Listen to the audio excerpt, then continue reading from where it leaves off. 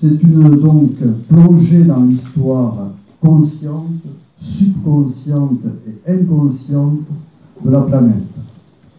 Et c'est un peu, quelque part, quand on vous lit, l'aboutissement, je dirais, vous venez d'y faire référence d'ailleurs, d'une carrière d'intellectuel et de chercheur, donc, en renouant. Et vous pointez quelques questions importantes à travers cet ouvrage. Vous nous expliquez que nous avons affaire à une mutation anthropologique qui est comparable à la révolution néolithique, je vous cite, qu'on assiste à une inégalité et à des tassements de niveau de vie alors que nous connaissons un progrès technologique, je dirais, sans borne. Vous faites état de ce que vous appelez un nihilisme de l'expression religieuse. Vous mettez en avant les problèmes liés à la xénophobie et au conflit entre les nations, à l'heure au fond où le concept de nation est réputé dépassé. Vous dites non, pas du tout, on n'en est pas là, on n'en est peut-être pas là. Et donc, vous évoquez aussi les paradoxes donc, de notre époque, ce qui vous apparaît comme des paradoxes, notamment entre d'un côté la sphère allemande et de l'autre côté le monde anglo-saxon. Alors j'ai envie de vous dire, pour commencer, donc, où en sommes-nous? Où en êtes-vous, Emmanuel Todd, et comment on en est arrivé là? Ah ouais, c'est un peu raide, hein, comme question. Non, on détaillera ensuite. Non, c'est vrai que j'aurais pu appeler le livre Qui suis-je, où vais-je, dans quelle étagère, etc. Bon, il n'y a pas de problème.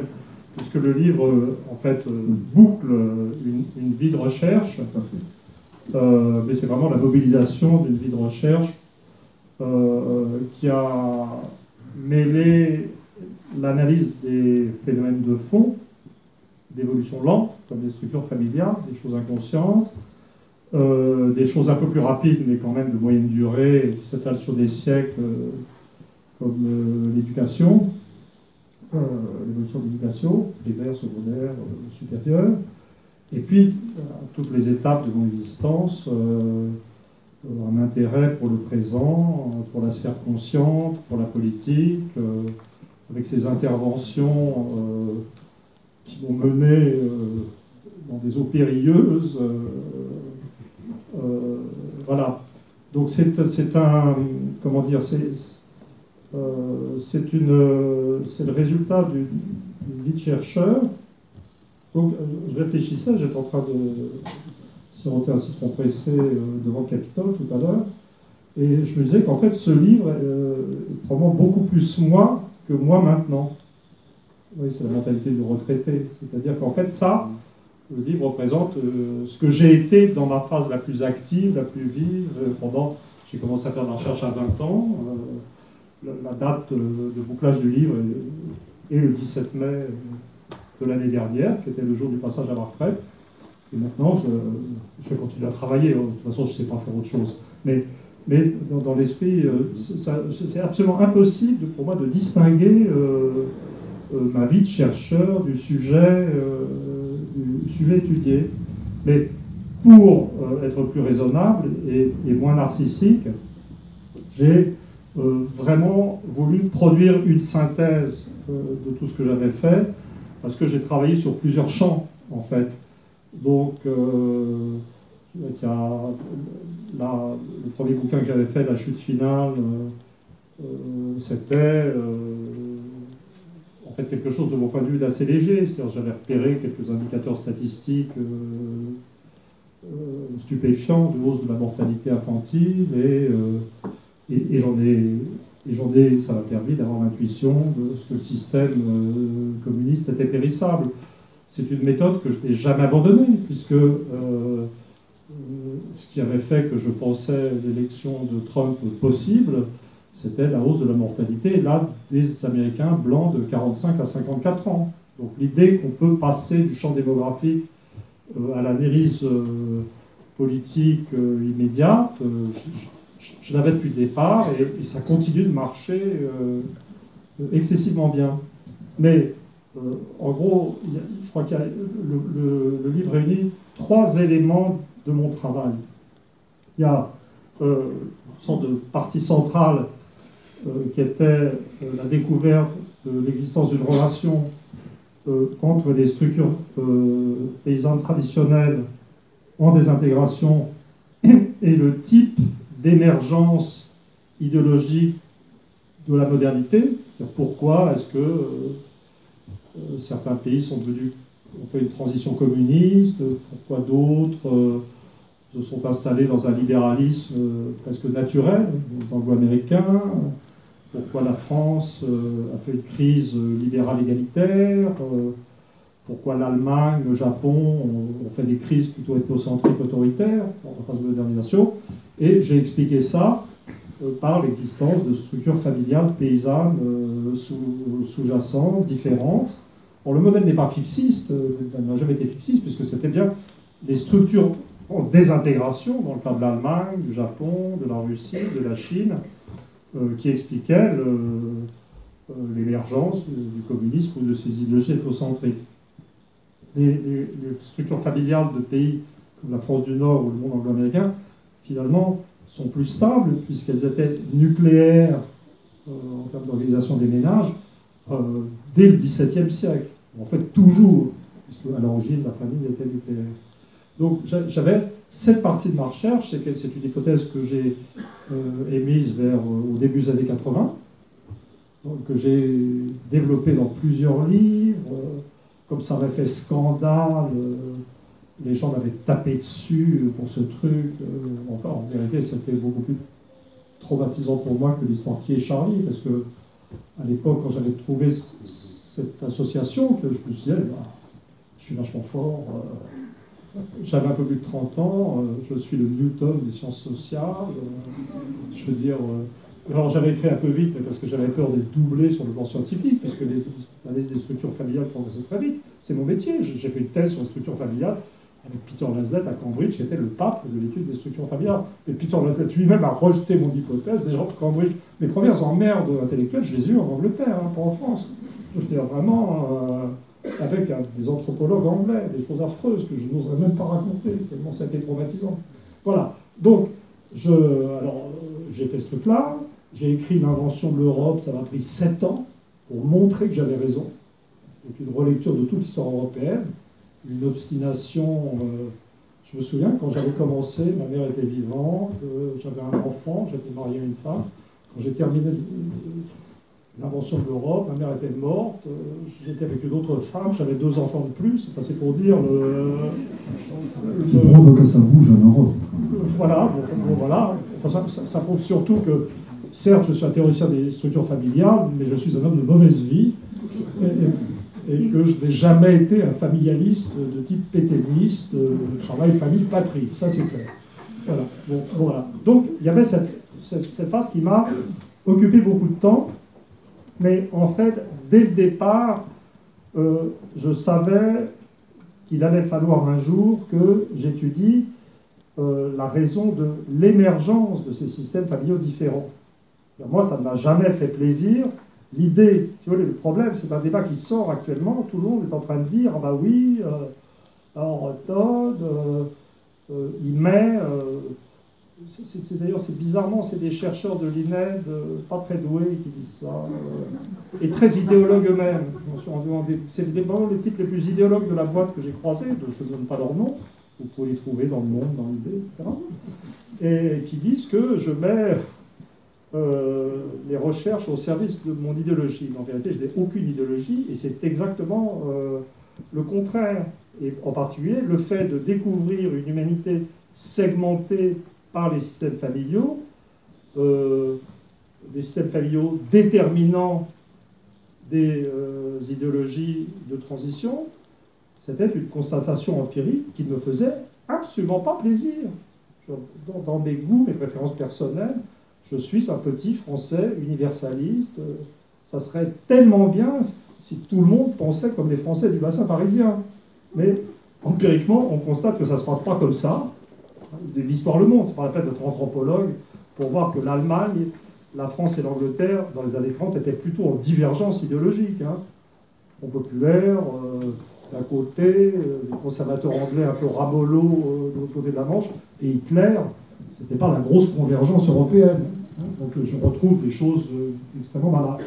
Alors, mais en fait, j'avais une sorte de... Donc cette diversité des types familiaux et de l'inertie qui perdure actuellement des différences établies par les systèmes familiaux ne me plaît pas personnellement.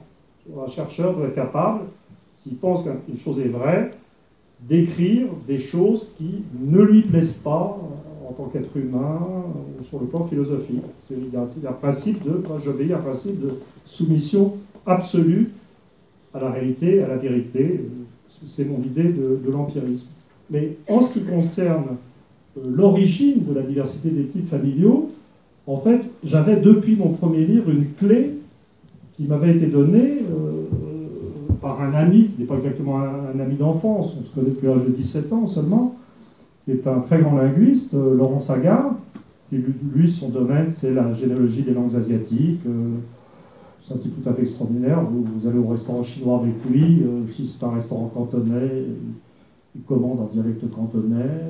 Enfin bon, voilà, c'est un très grand savant. Et puis il avait regardé, il connaît très très bien la Chine, et toutes les langues austronésiennes plus au sud. Et il avait regardé la carte de la troisième planète, le livre où j'établissais le lien entre les systèmes familiaux. Et il m'avait dit oui, je ne vais pas dire exactement les mots qu'il a employés. Il avait dit oui, pour le rapport entre famille et idéologie, je pense que tu as raison. J'ai vu des Chinois en Chine communiste, à Taïwan, à Singapour. Il y a quand même une grosse parenté de comportement idéologique, quoique les systèmes officiels soient très différents. Mais il me dit, mais par contre, ce que tu dis à la fin sur la distribution au hasard des types familiaux est complètement faux. Tu vois, là, tu vois, là, tu as une tache rouge et une tache marron. Tu dis, c'est des systèmes communautaires, exogames, endogames. Je ne sais pas ce que ça veut dire, mais c'est tout communautaire. Et tu vois, tu as cette tache communautaire d'un seul tenant au milieu de l'Eurasie. Et puis autour, tu as des systèmes que tu appelles souches, que tu appelles nucléaires. Et en fait, les linguistes connaissent très bien ce genre de cas. En fait, j'ai découvert après que les anthropologues de l'entre-deux-guerres les connaissaient aussi très bien. Et que ça a été évacué par le structuralisme de Murdoch et Lévi-Strauss. Mais il dit, en fait, ça veut dire simplement que, que tu avais à l'origine un système originel qu'on peut appeler A pour commencer, et qui en l'occurrence va être le système nucléaire, qui est sur la périphérie, et puis qu'il y a eu l'innovation centrale qui s'est répandue sur la périphérie et qui n'a pas atteint. Et ça explique la structure de ta carte. Tu as une innovation qui va être communautaire. On a fait un article ensemble avec Laurent, pour la revue Diogène, sur ce thème, une sorte d'ébauche. Et donc ça veut dire que tu as une mutation patrilinéaire, communautaire au centre qui s'est étendue, et puis qui n'a pas atteint la périphérie. C'est une découverte immense que j'ai passé des années, j'ai accumulé des fiches, j'ai fini par faire l'origine des systèmes familiaux qui fait 750 pages, mais être un chercheur, c'est être capable de passer une partie de sa vie à vérifier une hypothèse qui vous a été donnée par un copain. Oui, quand même. Je ne sais pas si je peux faire plus modeste. Hein? J'espère que vous êtes impressionnés quand même. Voilà. Et donc, voilà. Et donc, il y avait donc, dans l'origine des systèmes familiaux, qui était la deuxième partie de mon travail, qui est sorti en 2011, beaucoup plus tard, et pour lequel j'avais accumulé les données pendant une dizaine d'années, en fait, depuis le début des années 80. Parce que, en fait, j'ai eu les deux hypothèses presque de façon consécutive, très rapidement dans le temps. Et donc, je renverse le sens commun sur l'histoire de la famille, et j'explique que les systèmes patrilinéaires, communautaires, anti-individualistes du monde arabe, de Chine, d'Inde du Nord, d'Iran, sont des créations de l'histoire, et que ce qu'on trouve sur la périphérie, que la périphérie soit les Philippines, l'Asie du Sud-Est, ou la périphérie absolue, bassin parisien, monde anglo-américain, cette famille nucléaire, est un archaïsme, et donc un modèle historique, et ce qui, en fait, les choses sont assez simples, c'est-à-dire que les systèmes du centre, en Mésopotamie ou en Chine du Nord, Ce sont des systèmes qui ont tout inventé, qui ont inventé l'agriculture, l'écriture, la ville, l'État, et qui ont expérimenté dans tous les domaines, et qui ont expérimenté aussi sur les formes familiales, et qui ont construit des formes familiales complexes, anti-individualistes, destructrices du statut des femmes, et qui se sont eux-mêmes paralysés. Là, je trouve un truc sympa, finalement, pour moi, je veux dire, l'idée arrivée. Quelquefois, quand on est des chercheurs, on trouve des trucs qui sont conformes à votre idéologie de base. Donc, par exemple, l'idée que l'abaissement du statut des femmes paralyse les sociétés n'est pas en contradiction avec les idéologies d'époque. On ne remarque jamais, quand je dis un truc qui conforte les idéologies du moment, on ne remarque que quand je dis des horreurs. Vous voyez? Mais il y a plein de trucs qui pourraient être interprétés comme ultra-conformistes dans mon travail. Voilà, et donc, ça c'était la deuxième partie de mon travail. Donc, première partie de mon travail, le rapport entre structure familiale, paysanne et idéologie des phases de modernisation. Deuxième partie de mon travail, mais qui vient avant, dans le sens de l'histoire, c'est comment ces types familiaux différents sont apparus, qui permettent de voir dans l'histoire. Alors c'est sympa parce qu'on voit qu'à l'origine, l'Homo sapiens, c'était unique. Que tous les systèmes familiaux, le système familial originel de l'humanité, c'est la famille nucléaire, dans un groupe de parenté flexible. Donc j'avais ma réunification du monde, en fait. C'est plutôt agréable. Simplement, ça suggère aussi qu'il y a des lois de divergence profonde. Et que l'histoire des systèmes familiaux, l'anthropologie historique, n'évoque pas une convergence des sociétés, mais plutôt un processus de différenciation et de divergence, idée qui est bien entendu tout à fait à l'opposé des poncifs sur la globalisation, des choses comme ça. Et puis, il y a une troisième partie de mon travail qui m'a pas pris tellement de temps, qui n'est pas tellement désagréable, pas tellement fatigante, et dont les Français ne sont pas conscients, c'est ma vie au Japon. Parce que ici, j'ai la réputation d'un personnage sulfureux, rebelle, agressif, désordonné. Enfin, je sais pas, j'essaie de trouver des trucs super désagréables. Un emmerdeur. Mais en fait, que personnellement, je m'aime bien, j'ai du mal. Il vaut mieux pour aimer les autres, hein, c'est ce qu'on dit d'habitude. Hein, c'est ce qu'on dit, hein, donc c'est pas une indication sur moi, c'est mon rapport à l'humanité. Mais au Japon, où tous mes livres ont été traduits, je suis considéré comme un mec normal. Et déjà, vous voyez un type qui arrive et qui dit il y a un rapport entre la famille et la structure de la société. Au Japon, ça va être la famille souche, ça ressemble à la famille allemande, ou la famille toulousaine originelle, d'ailleurs. C'est-à-dire un système vertical avec un héritage par un seul successeur, généralement l'aîné des garçons, mais ça peut être une fille s'il n'y a pas de garçon. Le Japon est en fait est très loin, mais assez normal. Alors, il a le même système que l'Allemagne, parce que, en fait, sur ces cartes planétaires de la diffusion des types familiaux, ce que le Japon et l'Allemagne ont en commun, et le Toulousain, c'est d'être sur les bords de la masse centrale communautaire. C'est juste un effet.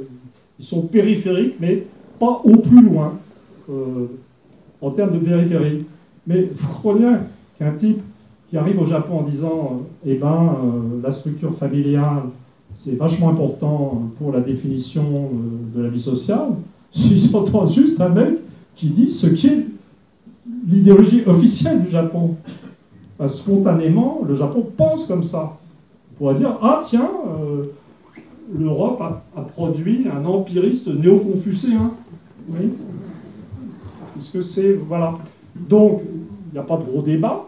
Simplement, je lisais hier un texte de mon traducteur Ishizaki qui explique ça.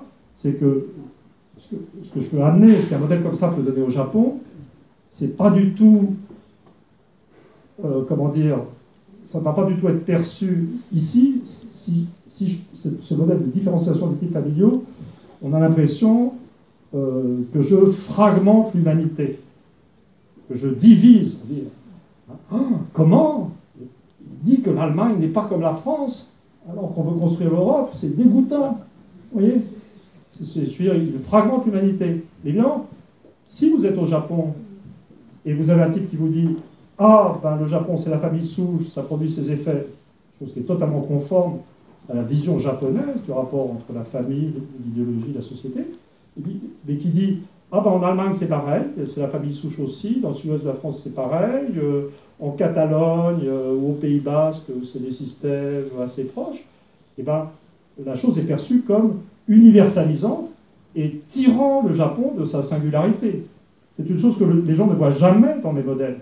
C'est qu'en fait, quand vous êtes dans une culture éloignée particulariste, et si vous êtes raccordé à un type familial général, la théorie est universalisante.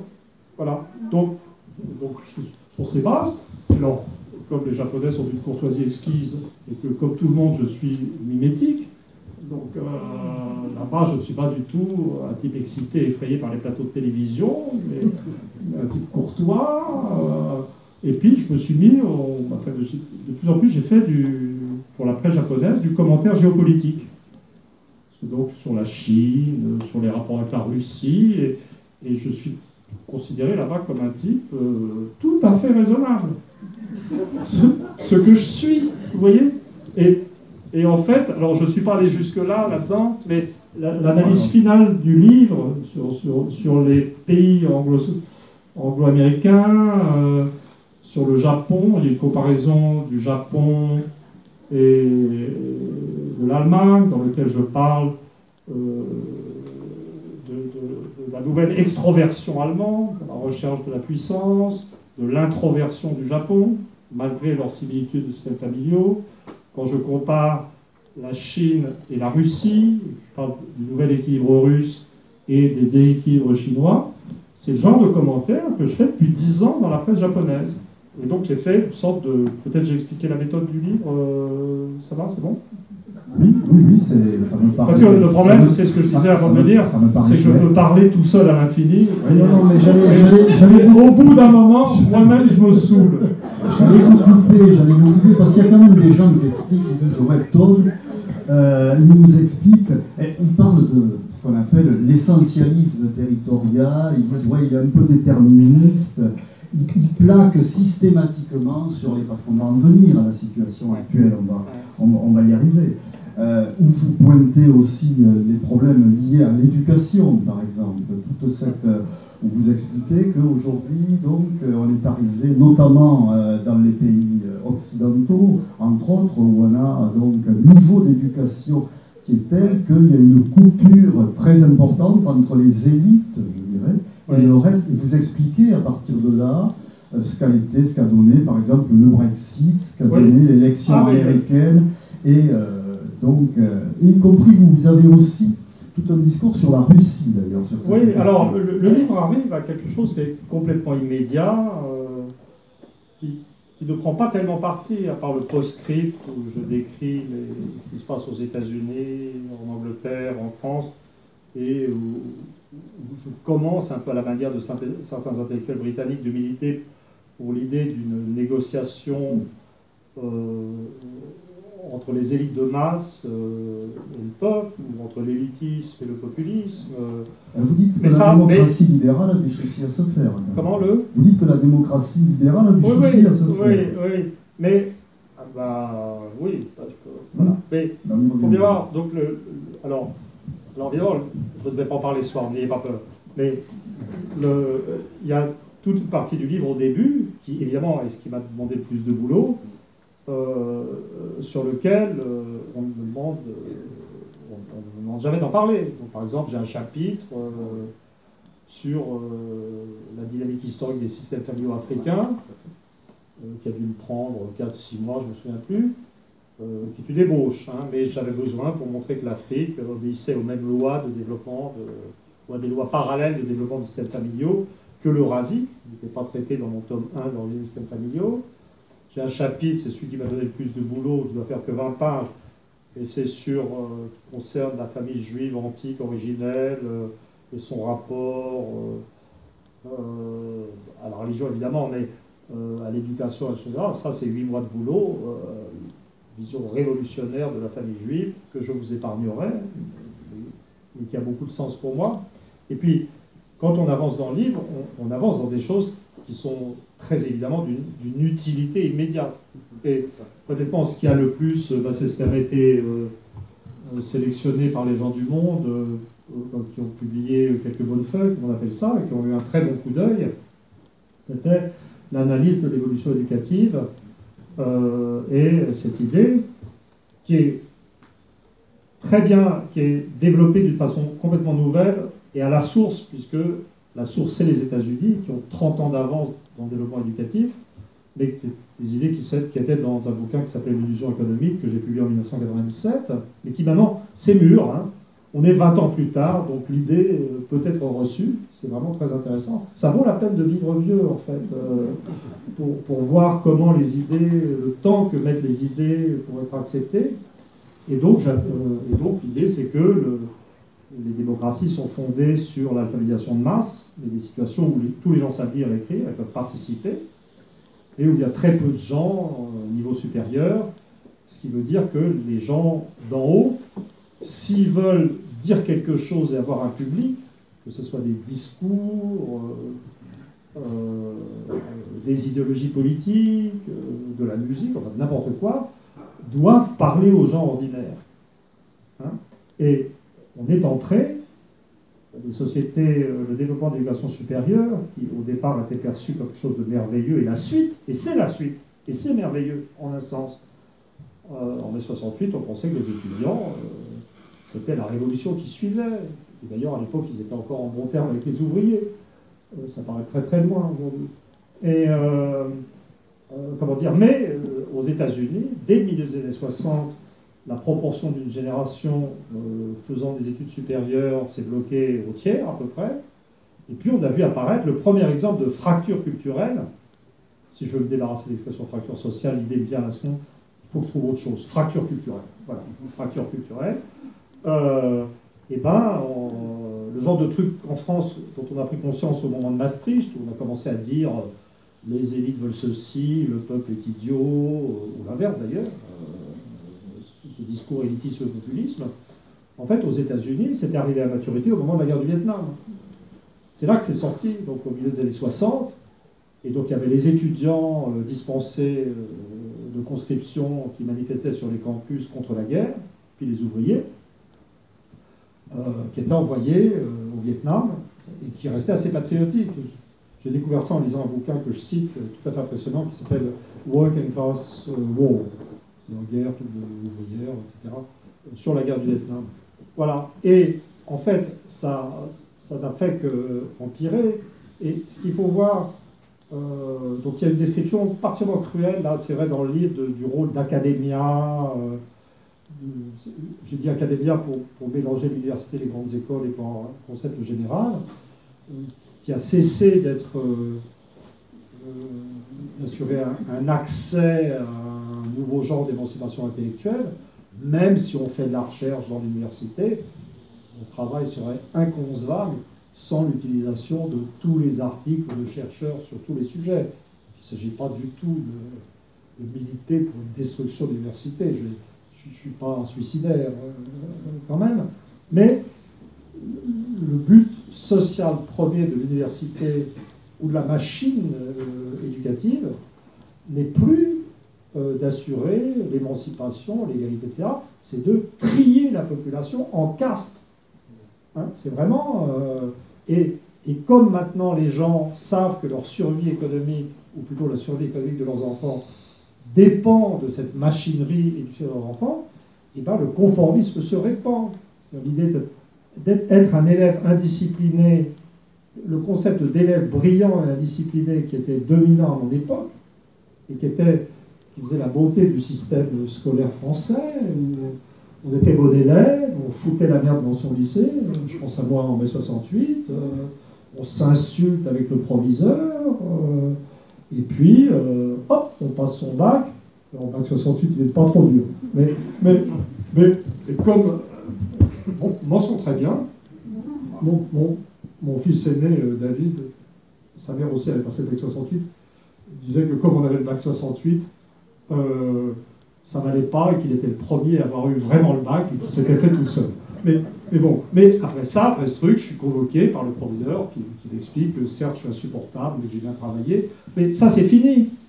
Je veux dire, maintenant, je veux dire, les étudiants, je l'ai vu en faisant des conférences, les étudiants ont peur des idées qui les dérangent, ou pas qui les dérangent, et qui vont perturber leur scolarité. Pour moi, par exemple, qui produit des idées hétérodoxes, les publics étudiants sont les pires. Vous voyez, vous faites un truc de formation, de cadre supérieur, qui vont passer dans les groupes dirigeants de leur entreprise, dans les culturels. Vous êtes confronté à des types super intelligents qui sont là pour se marrer, pour apprendre des trucs, et qui posent des... Voilà, mais les publics étudiants, je veux dire, leur problème, c'est de passer les examens, les concours, c'est une énorme machine à conformisme. Voilà, donc c'est, je pense, et c'est ce qui a intéressé. Alors la partie la plus cruelle de la fin n'est pas sortie dans le Monde quand même, parce que le Monde a été très correct dans cette affaire, mais pas révolutionnaire. Hein. Faut pas exagérer. Voilà, donc ça c'est l'un des points d'application, et on arrive. C'est à propos de ça que j'ai eu ce que j'appelle un hockey civique à la fin. Non, parce que le livre est très, je veux dire, très sérieux. Et c'est là, il y a un plaisir d'observation, mais je fais des blagues. Il y a de l'ironie, oui. Il y a de l'ironie, mais bon, voilà, on peut faire une blague. Le catholicisme zombie, c'est pas mal. Oui, mais voilà. Non, mais c'était. Oui, je préfère pas revenir sur ces souvenirs du jour. Non, le concept est dans le livre. Je veux dire, sur le plan conceptuel, je n'ai pas du tout changé. J'ai même élargi le concept à toute la zone euro. Hein, et donc, il y a un chapitre d'une cruauté inimaginable, de ton paisible, dans lequel je mets en contraste l'échec économique radical de l'euro, 10% de chômage structurel en France, la destruction de toutes les économies méditerranéennes, la fuite des jeunes vers l'économie allemande qui est elle-même en déficit démographique, donc une véritable catastrophe, et puis le fait que l'euro est de moins en moins discuté. Et maintenant, même le Front National n'ose plus critiquer l'euro. C'est quand même une situation extraordinaire. Ce triomphe idéologique associé à un échec économique radical est un problème c'est quelque chose qu'on doit expliquer. C'est un vrai sujet pour un type qui s'intéresse sans a priori à l'histoire. Alors là, je suis arrivé, j'ai fait quelque chose de mon échec, puisque moi depuis le début, j'ai dit que l'euro allait être un morceau de connerie. Hein? J'étais contre l'euro, mais pas a priori, parce que la diversité anthropologique du continent européen, la diversité de mentalité économique me semblait impliquer un dysfonctionnement massif général. Quoi. Une certaine correspondance entre la monnaie et le tempérament économique des populations. C'est de bon sens, hein. Bon, c'est pas du tout bon. Et d'ailleurs, bon, ça ne marche pas. Mais quand même, ça tient. Et alors là, je ne me suis pas contenté, contrairement à ce que les gens disent, de cibler l'Allemagne. C'est vrai que l'Allemagne est au cœur du système, c'est vrai que l'Allemagne est le seul pays, avec l'Autriche, comme par hasard, qui est pleinement adapté à l'euro comme monnaie. Hein, c'est une monnaie qui est faite pour obéir. Hein. C'est une monnaie pour discipliner. Hein. C'est pas une monnaie sympa, relax, qui est là pour servir le consommateur, pour mettre de l'huile dans des relations sociales difficiles. C'est un truc pour obéir. Hein. Voilà. Et il y a une carte qui m'a pris pas mal de temps à faire dans le livre, dans lequel qui synthétise tout ce que je sais des tempéraments familiaux autoritaires et inégalitaires et des tempéraments post-religieux autoritaires et inégalitaires. Donc famille souche, secondairement famille communautaire, exogame en Italie centrale, et puis catholicisme zombie. Donc je ne pas boli, hein. Apparemment ça n'a peut-être pas le même... C'est moins grave, c'est toute l'Europe. Et j'arrive à cette conclusion, mais c'est un processus de recherche empirique, que si on regarde la zone euro, ces structures familiales et post-religieuses hiérarchisantes, autoritaires, sont dominantes dans la zone euro. Donc sur le plan idéologique, l'euro est bien ce que doit, en tant que monnaie pour population masochiste, est bien ce que la zone euro doit avoir. Et donc les zones qui sont en dysfonctionnement absolu, c'est les zones non dominantes dans la zone euro, qui ont des structures familiales, libérales, égalitaires, et vous allez retrouver toutes les régions en grande difficulté du nord de la France, l'implosion d'une partie de l'Italie et de l'Espagne, la Grèce. Vous voyez, c'est quand même très utile. Mais, et donc j'ai fait un dernier paragraphe dont le titre est un titre désengagé, mais ironique. Donc ça s'appelle « L'Europe post-démocratique, je crois, un monde normal ». Et et la recherche et l'explication me permettent d'accepter de voir ce que les gens qui emploient toujours les mots habituels refusent de voir. À savoir, j'avais écrit un livre qui s'appelait Après la démocratie, mais qui était un livre de prospective, en fait, dans ce sens. Ça y est, c'est fini. C'est pour ça que les Anglais s'en vont, d'ailleurs. Les Anglais ont un vrai tempérament libéral-démocratique, donc ils se cassent. C'est pour ça qu'ils se cassent. Hein? Oui, vous dites d'ailleurs, vous dites que c'est, je dirais à ce jour, au fond, le compromis le plus réussi. Quel compromis dans le Brexit? Ah, les Anglais, ils parce sont... que les couches supérieures ont été coupées, oui, si je puis dire, vous dites les couches inférieures. Ah, bah c'est ce post-script que j'ai écrit vraiment... c'est-à-dire, j'avais fini le livre, donc j'avais terminé le livre, donc j'avais... L'axe central du livre, c'est la dynamique du monde anglo-américain. Et vraiment, le tiers du livre est sur le monde anglo-américain. C'est pas un règlement de compte, c'est aussi le bouclage d'une histoire personnelle, parce que la famille a des liens avec les États-Unis, mais aussi c'est parce que c'est ce qui m'avait donné le plus de mal en termes de compréhension à cause de la fluidité du système américain. Je n'avais pas été jusqu'au bout de ce qu'impliquait la structuration raciale. Pour les chapitres sur l'Angleterre, sur la matrice de ça, l'Angleterre, 1,5 million d'habitants au début du Moyen-Âge, le monde anglo-américain actuel, 450 millions d'habitants, plus que l'Europe continentale. C'est important d'étudier, donc l'Angleterre a donné cette matrice. Et puis, donc, il y a cet axe central, j'analyse ce que j'interprète moi comme un regain démocratique avec le Brexit, avec Trump, certes avec une motivation xénophobe, mais j'explique aussi dans le livre longuement pourquoi l'émergence démocratique est toujours plus ou moins xénophobe à un certain niveau, et comment ça peut passer par la suite, et je ne sais plus du tout où j'allais. C'est pas la peine que j'essaie de... Comme on n'est pas en direct à l'Europe numéro 1, et que je n'ai pas El Kabash pour me rattraper.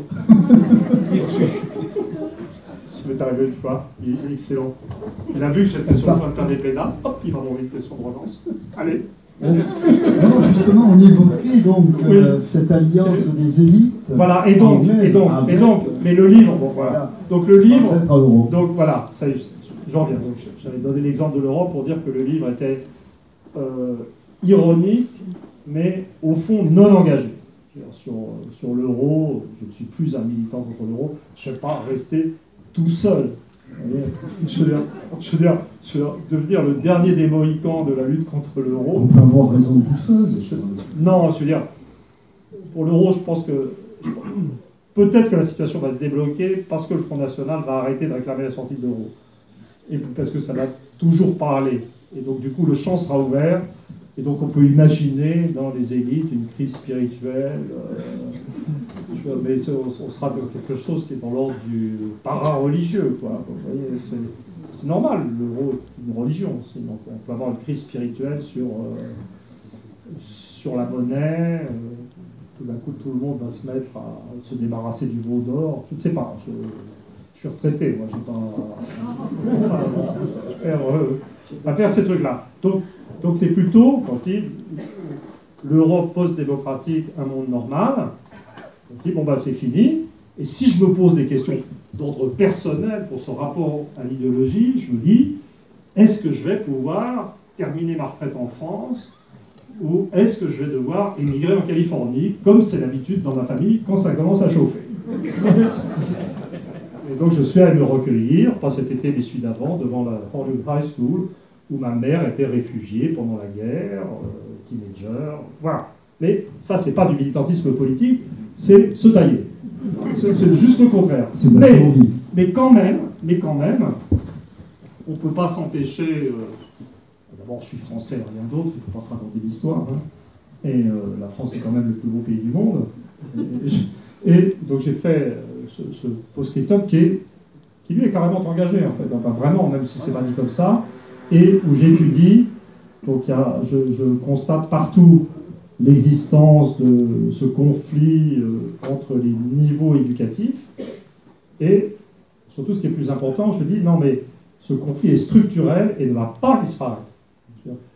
L'alphabétisation de masse va rester, parce qu'on a besoin que tout le monde soit alphabétisé pour extraire, dans le système actuel de Solow, le tiers d'éduqués supérieurs qui ensuite va arriver en haut de la société.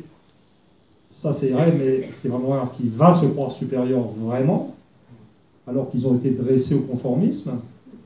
Et en fait, une société a besoin de milieux éduqués, primaires, correctement, sur une sorte de base sociale, et on a aussi besoin d'éduqués supérieurs. C'est-à-dire qu'en fait, et si cette stratification éducative est la base du conflit entre élitisme, je vous répète, est un élitisme de masse, hein, c'est pas la super élite, hein. C'est, je suis retraité, je peux dire, c'est les collègues de l'INED. Vous voyez, non, j'étais très heureux à l'INED, je suis pas gentil là. C'était très sympa, et vraiment, on va laisser dire ce que je voulais pendant des décennies, je suis pas gentil. Mais il y a deux connards quand même.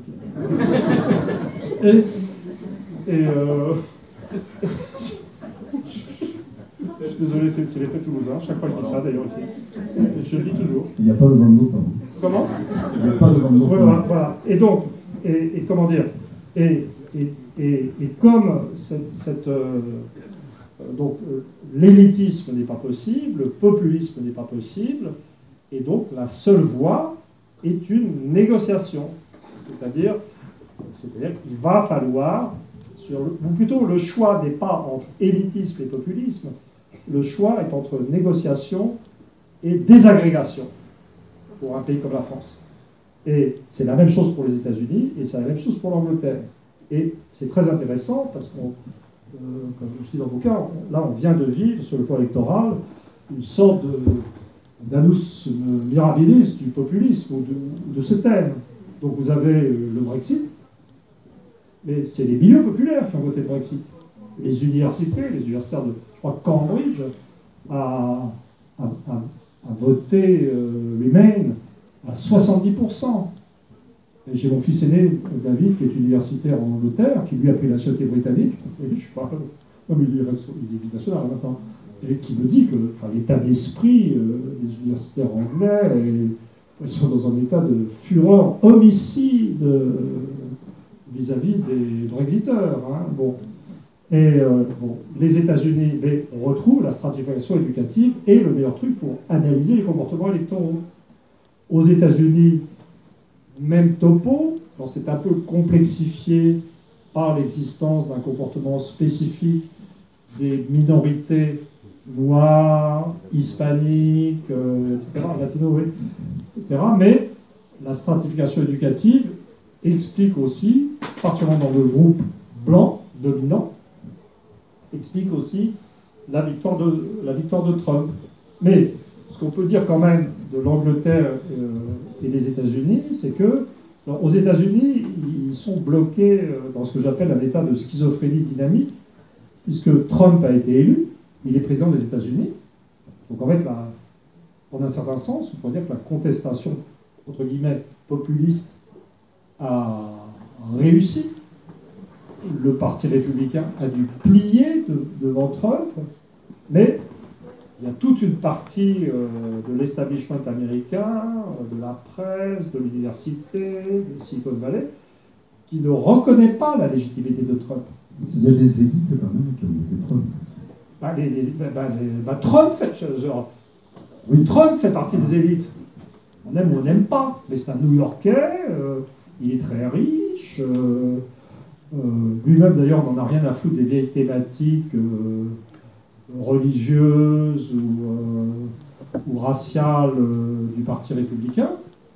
Donc c'est une partie des élites, mais c'est une sorte de division. Il y a des élites qui acceptent, des élites qui n'acceptent pas. Et alors du coup, on ne sait plus du tout qui gouverne aux États-Unis. Hein.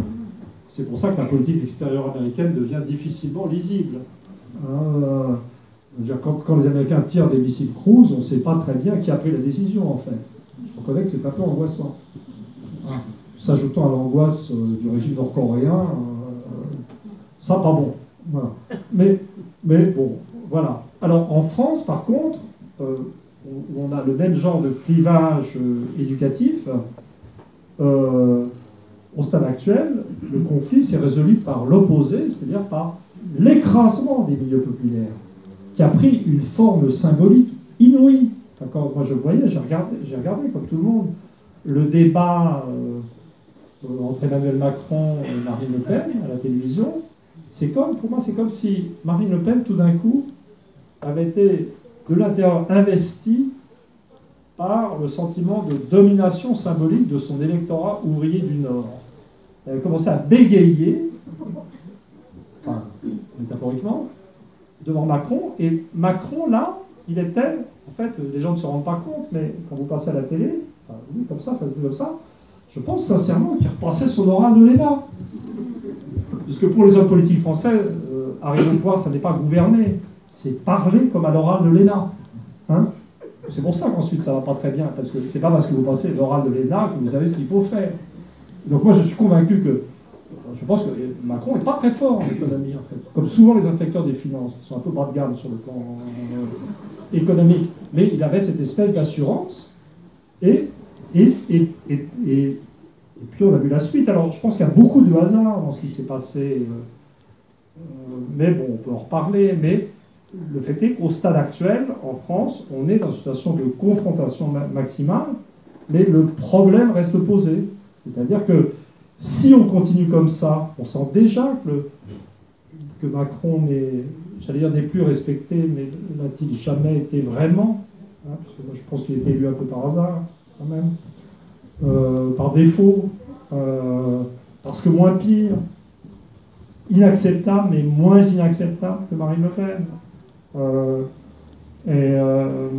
Mais il va falloir, alors c'est très compliqué pour la France, parce qu'on est dans la zone euro, parce que la prise de l'Allemagne est très forte, et je ne suis pas très optimiste. Mais ce n'est pas le sujet de mon livre. Tous les journalistes nous ramènent à ça. Si on me donne un micro, j'en parle volontiers, parce qu'on est en France, mais ce n'est pas le sujet de mon livre, quand même, fondamentalement. Le sujet de mon livre, c'est de moins 100 000 à 2017, ou 2020, ou 2033. Et le nom de Macron n'est pas dans mon livre. C'est vrai. Même pas l'empereur romain, d'ailleurs. Comment? Même pas l'empereur romain, même le nom, d'ailleurs. Non, vraiment. Mais les vieux marxistes vont dire, il y a aussi de jeunes marxistes vont dire, Todd nous remplace la lutte des classes par les élites contre le peuple. Oui. Alors, je suis plus dans une discussion sur un débat, quelqu'un a fait remarquer que je n'avais pas intégré le concept de lutte des classes dans mon modèle, ce qui est complètement vrai, mais qui ne correspond pas du tout dans mon esprit à la négation du concept. C'est-à-dire que moi j'ai été formé idéologiquement par le Parti communiste entre 1968 et 1971. Je suis un admirateur de Marx, polémiste absolu. Je pense même que ma vie personnelle de chercheur, quelque part, même si tous mes modèles arrivent plutôt à des conclusions anti-marxistes, même si j'ai fait un début de carrière anticommuniste avec la chute finale, je pense que pour moi, le beau modèle, en tant que savant, que chercheur, c'est Marx. Consacrant sa vie, tout à fait en dehors des structures universitaires, en allant au musée, à la bibliothèque du British Museum tous les jours, en y attrapant des furons. Je n'ai pas attrapé de furons. J'avais un copain à Cambridge, je pensais qu'il aussi était un grand admirateur de Marx, et qui avait poussé le mimétisme jusqu'à attraper des furons de la bibliothèque du Professe à la bibliothèque du British Museum. Et donc j'ai pas. Et si chaque fois, si je fais un pamphlet sur la France, quand j'ai fait par exemple après la démocratie, le premier truc que je fais avant, c'est je relis les livres de classe en France de Marx pour me mettre en jambe. C'est dire si mon hostilité au marxisme est faible, en fait. Et simplement, c'est ça qui est très intéressant, c'est que j'aurais dû parler de lutte de classe dans le livre, mais ce qui est très intéressant, c'est que le titre de Marx porte les livres de classe en France. Et en fait, je pense que si j'intégrais le concept de lutte de classe, ce que je fais ici, et que je n'ai jamais fait ailleurs, je dirais, oui, la lutte de classe, d'abord dans les sociétés anciennes, existe, mais, donc là on est dans le passé, on est avant la stratification éducative, mais les luttes de classe ne se développent vraiment pleinement que dans les systèmes anthropologiques égalitaires. Dans les systèmes où les gens des mondes populaires, qui apprennent à lire et à écrire, n'acceptent pas le principe de l'inégalité des hommes, n'acceptent pas le principe de l'inégalité des classes. Et donc, c'est les pays à révolution, ça va être la France, ça va être la Russie, ça va être la Chine, parce que là, vous avez un trait égalitaire dans les règles d'héritage qui conduit à l'idée que c'est quand vous avez dans le système familial et culturel l'idée que les hommes sont égaux et rien d'autre, que la lutte des classes, au sens de Marx, peut se développer pleinement, et la France est dans ce cas. Si vous êtes dans un système de type anglais, où les frères sont inégaux, ou de type allemand ou japonais, enfin les frères anglais sont non égaux. Vous aurez ce qu'on appelle en anglais la déférence sociale, et où, à un certain niveau, l'existence des classes supérieures, des élites, ne sera jamais contestée sur le fond. Et c'est pour ça que l'Angleterre a ce développement paisible à l'époque de la révolution industrielle, c'est-à-dire une époque où toute la structure sociale est bouleversée, mais où le régime politique est d'une stabilité extraordinaire. Donc vous ne pouvez pas parler, il y a une sorte de développement séparé des classes en Angleterre. La classe ouvrière existe terriblement. En Angleterre, les classes existent presque plus qu'en France, mais elles ne sont pas en lutte. Voilà. Maintenant, si vous êtes dans des pays de type je vois un monsieur qui n'est pas content, mais qui... Ensuite, je vais m'arrêter et puis il pourra me rentrer dans le chou. Non, je vois sa tête qu'il est frustré, donc je termine et ensuite c'est à lui. On va passer aux questions. Voilà. Hein, oui, je suis fair play. Hein. Voilà. Et donc je vais à la pêche aux agressions. Et donc si vous êtes en Allemagne et sans doute au Japon, eh ben, j'avais eu ce concept très intéressant c'était quand je faisais encore de l'allemand au lycée, j'avais eu le concept pour la main de Konfliktlosigkeit, c'est-à-dire de refus du conflit. C'est un modèle hiérarchique, pas de lutte des classes. Autre chose, le nazisme, c'est pas la lutte des classes, hein, c'est autre chose. C'est quelque chose.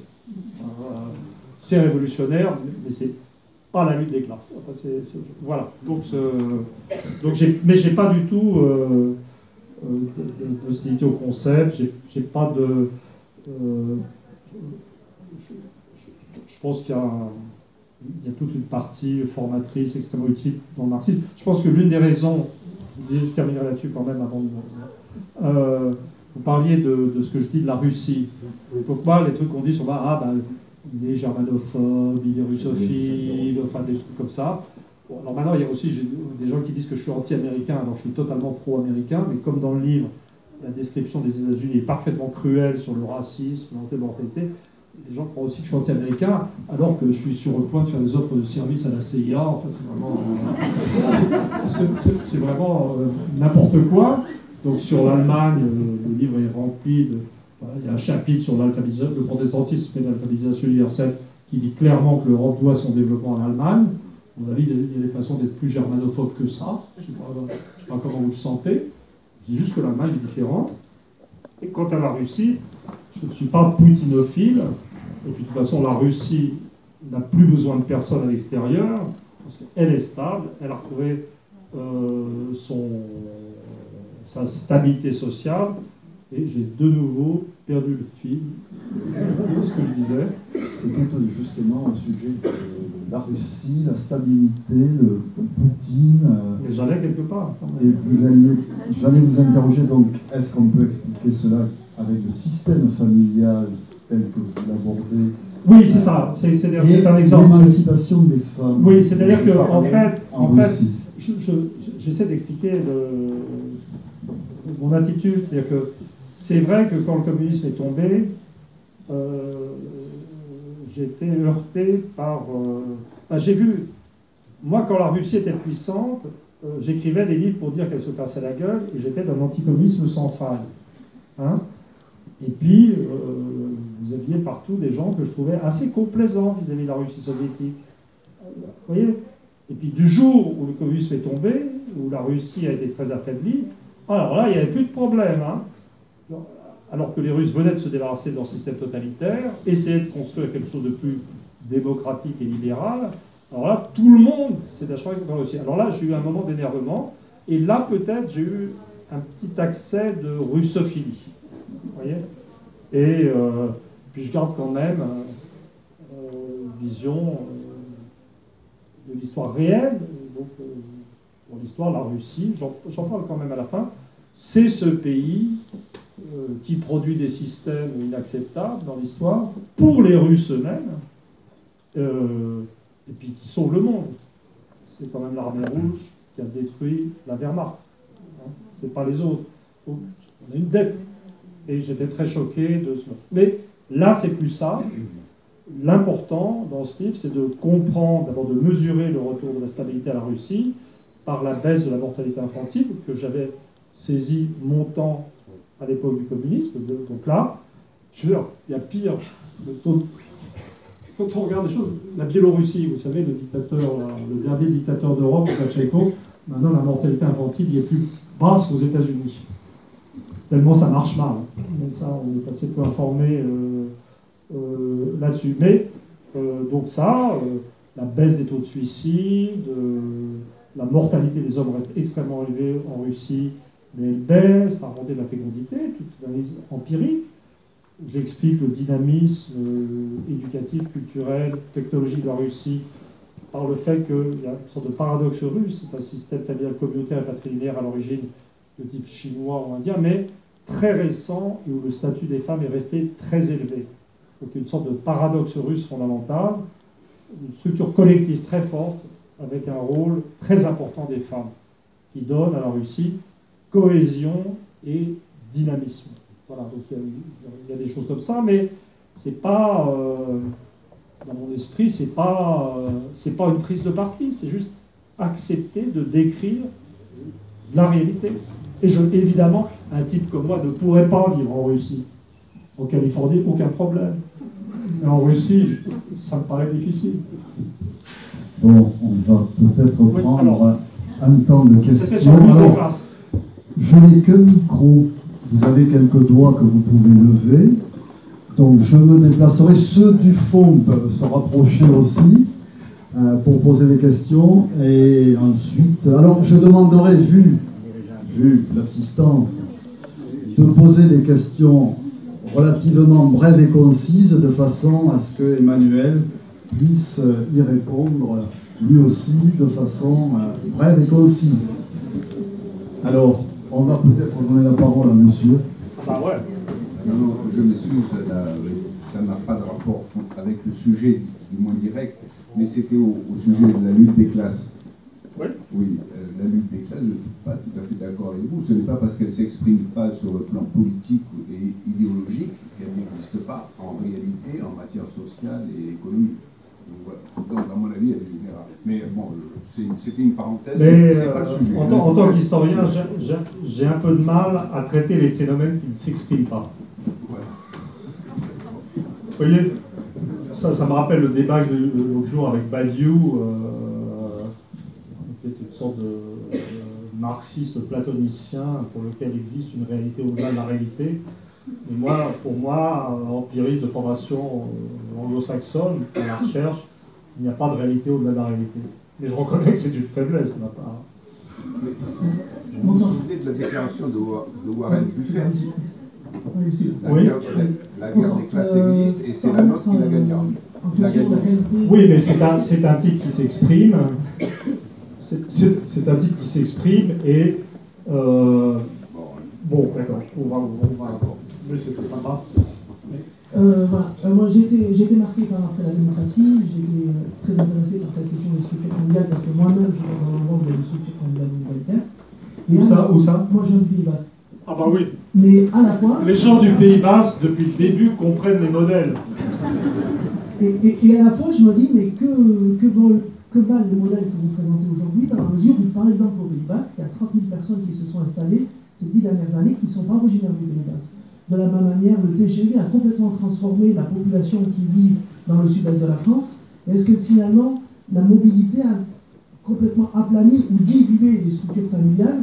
Est-ce que finalement, la manière de comprendre la structure familiale aujourd'hui, c'est pas plutôt la société de consommation ou la société, j'ai compris, la société moderne? J'ai compris, c'est une question formidable. Et j'ai une deuxième question. Non, une seule. Ensuite, vous pourrez poser l'autre, parce que c'est complètement formidable. Et il y a un chapitre complet du bouquin qui s'appelle La mémoire des lieux, qui est consacré à ce problème. C'est-à-dire qu'au départ, j'associais les phénomènes idéologiques à la désintégration des systèmes familiaux, mais les recensements permettent de constater que partout, les ménages, dans la société avancée, deviennent nucléaires, et que les structures familiales, il y a des traces de ménages à 3 générations dans les campagnes toulousaines ou basques, mais c'est rien du tout maintenant. D'ailleurs, je donne une carte dans le livre de l'effacement. C'est une carte que m'a filée ma copine Jolie Émue à l'INED. Vous voyez, il y a des gens sympas à l'INED quand même. Les gens sympas, je donne leur nom. Et où on voit l'effacement de ces choses. Et simplement, le problème, c'est que ce que j'ai constaté dans mes recherches, c'est que je n'observais pas la convergence attendue. C'est-à-dire que la première chose qui m'avait troublé, c'est quand je travaillais sur la ségrégation et l'assimilation des populations immigrées en Europe, donc c'était vers 1992, et c'était une époque où l'Angleterre, la France et l'Allemagne étaient à peu près au même niveau, toutes raisonnablement dynamiques, l'Allemagne plutôt empêtrée dans ses problèmes de reconstruction. Maintenant, on ne dirait plus que la France, l'Allemagne et l'Angleterre sont au même niveau. Ça n'a plus de sens, c'est des sociétés qui sont en divergence complète. Et on aurait pu décrire les trois comme des sociétés de consommation, etc. Et pourtant, le taux de mariage mixte des filles d'immigrés algériens en France était de 25%, les filles d'immigrés turcs en Allemagne, c'était moins de 2%, et les filles de Pakistanais en Angleterre, c'était epsilon, rien du tout. Et c'était facile d'expliquer si on disait les valeurs d'égalité de la famille nucléaire égalitaire du bassin parisien, elles fonctionnent toujours. Les valeurs de différence entre les hommes, héritées des systèmes familiaux allemands ou anglais, fonctionnent toujours. Et puis ensuite, il y a eu le problème des divergences économiques entre l'Allemagne et le Japon d'une part, et puis le monde anglo-américain d'autre part, puisque le modèle de la globalisation ne correspond... Ça existe la globalisation, je ne suis pas fou, mais les capitalismes, il y a eu toute une littérature d'ailleurs qui est apparue à l'époque sur la divergence du capitalisme rhénan ou germano-nippon d'une part, et puis du capitalisme anglo-américain d'autre part. Le premier étant préoccupé de continuité technologique, d'exportation, produisant des excédents commerciaux, et puis les autres produisant un déficit systématique, obsédé de rentabilité à court terme, et de choses comme ça. Et ça, c'est tellement facile à expliquer si vous acceptez l'idée que les valeurs de la famille souche continuent de s'exprimer par cette continuité en Allemagne, au Japon. Vous voyez ? Et puis alors, le coup de grâce, pour moi, ça a été dans le bouquin qu'on avait fait avec le Bras, le mystère français, dans lequel on voit que même, alors là, c'est un mélange de famille et de religion, c'est que l'un des trucs qu'on avait constaté, c'est que les valeurs, il y a une époque où en 1980, la famille souche n'existait déjà plus dans le sud-ouest de la France ou en Occitanie, mais la carte de la table du baccalauréat en France reflétait les structures familiales. C'est le moment du grand rattrapage dépassement du nord de la France par le sud, et donc on voyait se réincarner quelque chose qui n'existait pas. Le catholicisme zombie, c'est autre chose, c'est une religion qui n'existe plus et qui continue d'expliquer, dont la disparition permet d'expliquer. Donc il y avait toutes sortes de phénomènes de rémanence de ce type. Et j'ai fini, alors d'abord, pour moi, c'était un truc en deux étapes. C'était d'abord accepter de voir cette rémanence, hein, et moi, la convergence des sociétés avancées ne m'aurait pas du tout gêné, personnellement. J'aurais été ravi que l'Allemagne devienne individualiste, libérale à l'anglaise. Hein. Quand on dit ça, on a tout de suite envie de rire. Hein, parce qu'on sait, quelque part, que les phénomènes d'apesanteur historique comme ça n'ont aucun sens réaliste. Mais un rapprochement substantiel, en tout cas. Et le travail sur la France m'a fait piger, je crois, ce qui se passe. C'est que Le Braz avait fait une très belle analyse des migrations qui sont effectivement dans l'espace français devenues très intenses. Et malgré ces migrations, les cultures régionales subsistaient. Alors, si vous avez une vision de type para-freudien ou psychanalytique de la transmission des valeurs familiales, vous ne pouvez pas... C'est-à-dire que la vision, c'est ce que j'avais en fait implicitement, c'est le truc de ma génération, c'est-à-dire que vous voyez, métaphoriquement, les valeurs comme des trucs vachement forts que les parents, enfants, enfoncent à coups de marteau psychologique dans la tête des enfants. Et ensuite, c'est logé dans l'inconscient pour la vie. D'accord ? Mais si vous avez un modèle comme ça, et des migrations, les gens qui migrent vont garder les valeurs d'enfance. Puis éventuellement, ils vont aller sur des divans psychanalytiques en disant « je ne comprends pas pourquoi je n'arrive pas à m'habituer au libéralisme égalitaire de la région parisienne, moi qui viens de la région Rhône-Alpes, qui est beaucoup plus allemande. » Voilà, en fait, les psychanalystes n'entendent pas tellement ce genre de choses. Mais si vous avez ce genre de persistance avec des migrations, ça veut dire que les gens se répandent sur tout le territoire, mais gardent leurs valeurs personnelles, et ça devrait abolir les cultures régionales. Ça devrait produire une sorte de purée moyenne dans lequel le territoire s'homogénéise.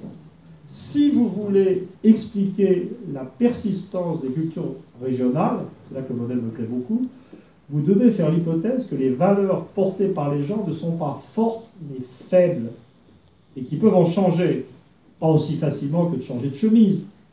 Et vous voyez, et que fondamentalement, il y a une bonne partie des comportements humains, pas tous, et de ces valeurs familiales qui sont d'ordre mimétique. D'ailleurs, des familles, un système familial, c'est pas une famille, c'est pas votre famille, c'est des familles sur un territoire qui échangent des conjoints. Et donc, un type qui part, eh ben, en quelques années, quelques décennies, il va changer de valeur familiale. Et en fait, c'est parce que les valeurs sont faibles dans la tête des gens que les systèmes territoriaux sont forts. C'est un magnifique paradoxe quand même. Hein? Et donc, je veux dire, c'est un paradoxe satisfaisant parce que c'est vrai que ça ne nous fait pas rêver d'une convergence des grands systèmes. C'est vrai que l'Amérique reste Amérique, l'Angleterre reste Angleterre, l'Allemagne reste l'Allemagne, la Russie reste la Russie, la Chine reste la Chine et le Japon reste le Japon. C'est déjà bien d'accepter cette idée, sans ça, on fait de la mauvaise géopolitique. Hein, c'est le cas des diplomates français actuels. Ah oui, si vous avez un modèle universaliste qui pense que tous les pays sont les mêmes, vous négociez en Europe et vous attendez des Allemands que vous avez en face de vous, vous pensez qu'ils pensent comme vous. Et c'est une énorme erreur. Et donc vous vous faites entuber. C'est pas que vous vous faites entuber, vous vous entubez vous-même. Donc, en ce qui concerne, ça ne donne aucune solution en ce qui concerne l'existence d'agrégats différents à la surface de la planète. Mais par contre, je dirais sur un plan, je ne sais pas si on doit dire métaphysique, ça permet quand même de sortir de l'idée que les Français les Anglais, les Américains, les Allemands, les Russes et les Japonais sont des gens très différents. C'est-à-dire qu'il faut très peu de choses dans la tête des individus pris un par un pour que les systèmes territoriaux divergent de façon substantielle. Je donne l'exemple, dans le bouquin je dis, donc avec ce genre de représentation de valeurs faibles, vous pouvez expliquer la solidité des cultures nationales, le fait que l'Allemagne, par exemple, existe toujours, sans dire que les Allemands sont vraiment très allemands. C'est quand même satisfaisant, sur un plan métaphysique. Enfin, moi, ça me convient. Alors, il y a une dernière question qui est assez angoissante quand même. J'en ai parlé l'autre jour avec Joseph Confavre à Mediapart, mais j'ai pas eu beaucoup de temps, donc vous allez prendre le développement que j'ai pas eu le temps de placer.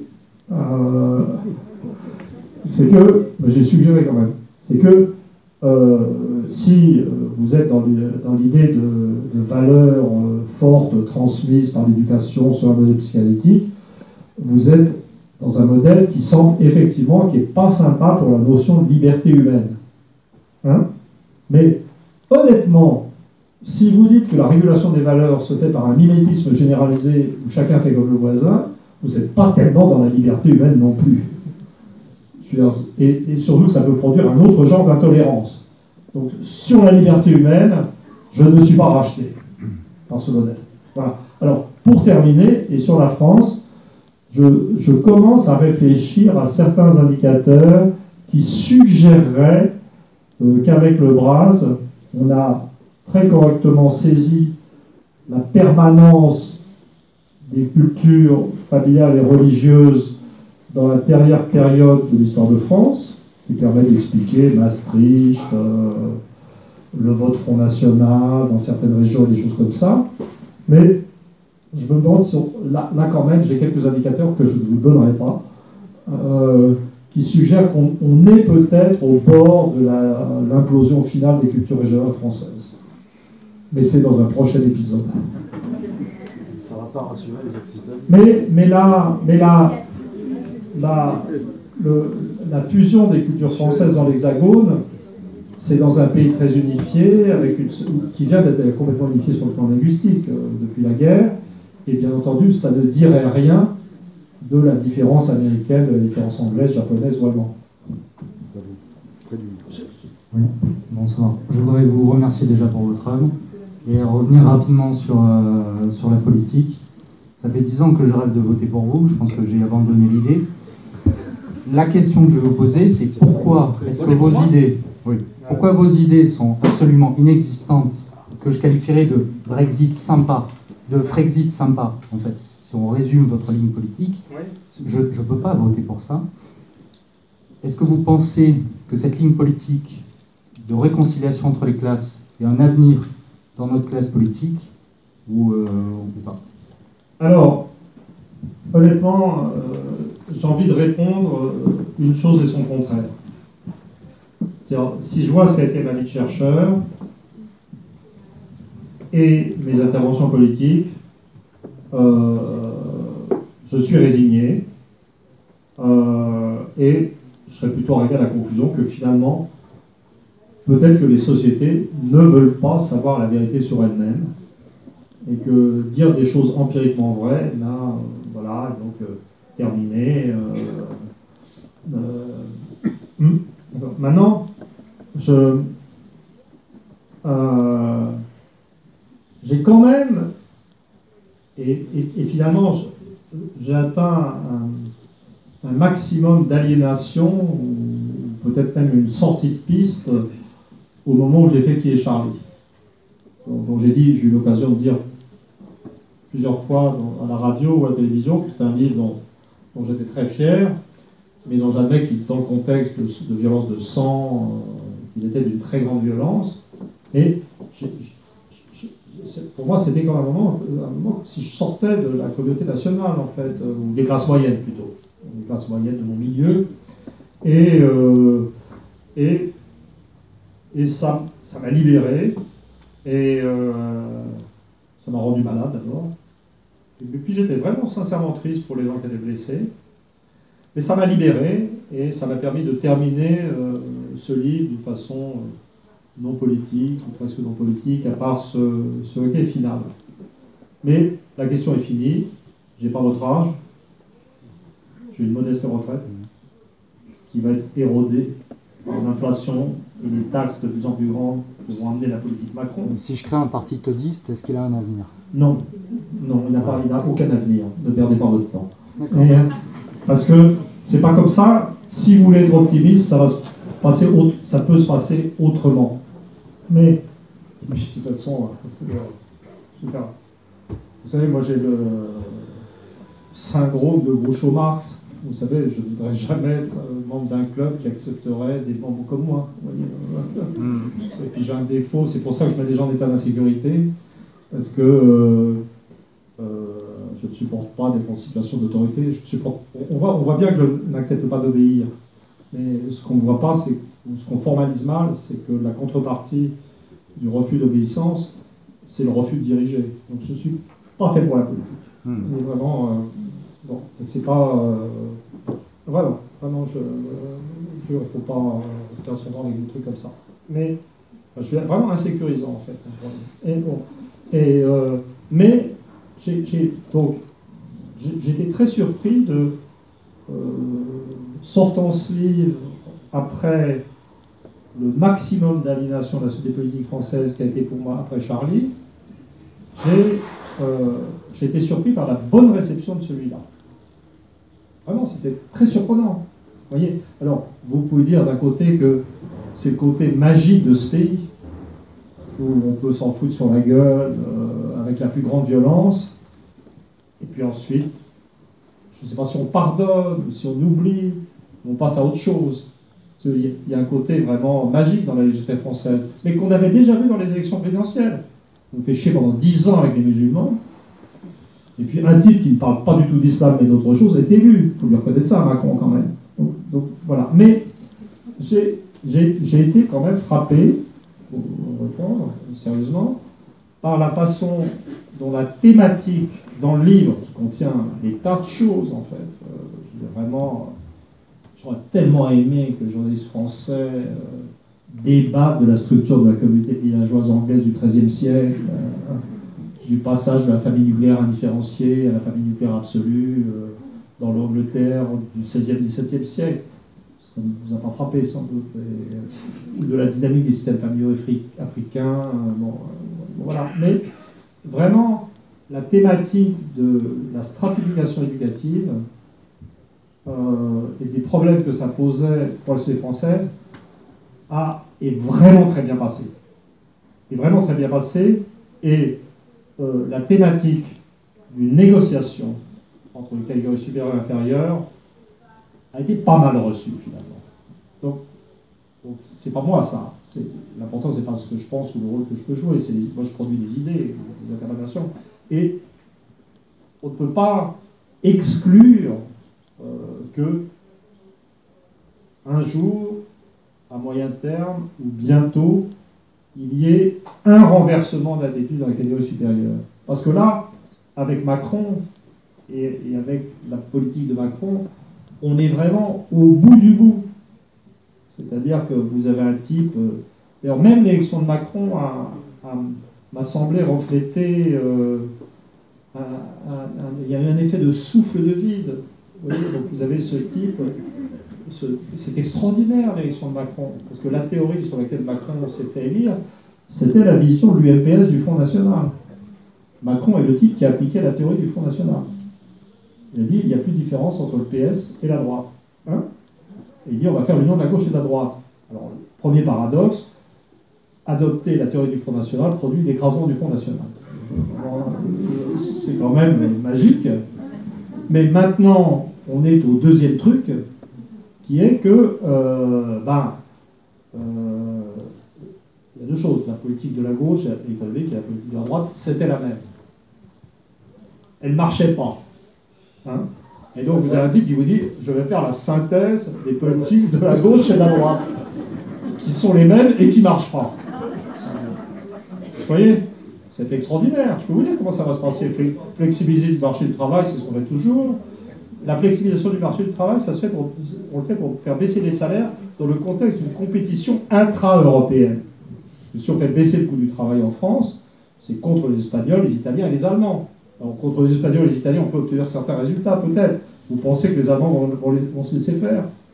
Donc au final, on va avoir une autre montée du chômage, sans doute. On le déguisera ou pas, ou ça sera une baisse des salaires. Enfin, ça va foirer. Et en fait, les gens et les élites qui vont être confrontés, Macron lui-même, je crois que c'est pour ça qu'il est tellement énervé en ce moment, contre les intellectuels, je ne sais pas ce qu'il a contre nous, on n'a rien fait.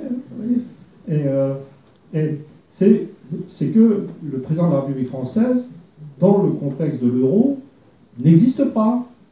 Il n'y a pas de président de la République française. On pourra l'appeler le gouverneur Macron, parce qu'il a à peu près autant de pouvoir qu'un gouverneur d'État américain, puisqu'il n'a pas le contrôle de la monnaie, donc pas du budget, etc. Et donc on est au bout du bout. Donc là, Macron, c'est juste le début d'une crise et on ne peut pas, vous voyez, je suis repris par la mentalité café du commerce à la française, c'est quand même ce qu'il y a de plus agréable dans la vie.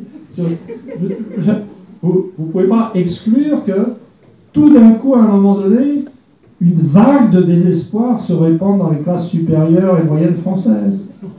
Parce que c'est quand même les jeunes qui morflent. Ces gens ont des enfants. Vous voyez? Donc, là, vous pourrez agir. Donc, en fait, il faut... Et s'il y a un basculement, ça ne sera pas un parti, ça sera toute une classe sociale. C'est ça qu'il faut faire mûrir. C'est pour ça que le combat idéologique reste important. Et en fait, bon, pour moi, c'est là que ça se passe. Et s'il y a un virage, tous les partis vireront. Et je dirais, c'est pour ça que plus vite le Front National arrête de demander la sortie de l'euro, plus vite on sortira de l'euro. Mais je pense que les chances sont, je dirais, 1 tiers pour la sortie, 2 tiers pour la liquidation de la démocratie quand même. Hein. C'est pas gagné. Hein. Vous voyez, voilà, je réponds à votre question honnêtement. Voilà. Mais évidemment, ayant annoncé que j'étais en train de voir combien étaient les loyers à Los Angeles. Petite question aussi. À votre avis, bon, tout le monde sait qu'il y avait certaines différences considérables entre, par exemple, le nazisme allemand et le fascisme de Mussolini. Est-ce que ça explique par les structures familiales aussi, à votre avis? Oh, c'est presque ce qu'il y a de plus facile à expliquer. C'est que la base familiale du nazisme allemand, c'est la désintégration de la famille souche, qui est autoritaire dans les relations en génération et inégalitaire dans les rapports entre les enfants et entre les hommes. Donc la famille souche transmet au subconscient l'idée, les enfants, les fils sont inégaux, les hommes sont inégaux, les peuples sont inégaux, et vous allez avoir dans tous les pays de famille souche une sorte de tendance ethnocentrique. Mais ça va marcher, c'est pas juste l'Allemagne, ça va être les Basques, les Catalans, les Japonais, les Rwandais. Les Rwandais ont fait fort dans l'inégalité des individus. L'Italie, à part le coin nord-est, à Vénétie, où il y a des formes souches, l'Italie est probablement le pays qui, en termes de structure familiale, est le plus égalitaire, le grand pays le plus égalitaire d'Europe. C'est-à-dire que vous avez au sud une famille nucléaire égalitaire qui ressemble plutôt à celle du bassin parisien. Au nord, vous avez la famille nucléaire égalitaire aussi, mais avec des liens particuliers patrilinéaires. Et puis, au cœur de l'Italie, vous avez un bloc communautaire de type russe, en fait, ou chinois, dont la carte vous donne celle du Parti communiste dans l'après-guerre. Mais si vous regardez les militants du Parti fasciste à l'époque de la montée du fascisme, vous aurez aussi l'Italie centrale. Vous aurez la même région autoritaire et égalitaire. C'est-à-dire que la culture, selon mes catégories, ça me gêne de le dire, mais l'Italie ne peut pas accoucher d'une idéologie ethnocentrique, raciste, très forte, insistant sur les différences entre les hommes. Ça permet d'ailleurs d'expliquer toutes sortes de paradoxes. Mussolini a commencé à faire une politique antisémite qu'à un certain stade, après son alliance avec Hitler, et comme un truc pour redynamiser le système totalitaire italien qui flanchait. Mais ça donnait cette situation historique très particulière où on internait les Juifs en Italie et où l'armée italienne protégeait les Juifs partout où elle était. Vous voyez, donc vraiment, les systèmes familiaux, l'égalitarisme familial de l'Italie, l'inégalitarisme familial de l'Allemagne, ça explique très bien. C'est dans la catégorie fastoche à expliquer. Salut. J'aurais voulu savoir, selon vous, comment ça se fait que le monde universitaire soit assez imperméable à vos recherches. Moi, en fac de tropo, j'ai demandé à des profs, ou alors ils ne vous ont pas lu, ou alors ils sont assez hostiles et très dans l'analyse lévi-straussienne de la parenté. Est-ce que c'est l'influence de Lévi-Strauss aussi qui a joué Non, c'est pas l'influence de Lévi-Strauss, parce que mon modèle est la partie rapport entre les structures familiales et idéologie est typiquement d'esprit structuraliste.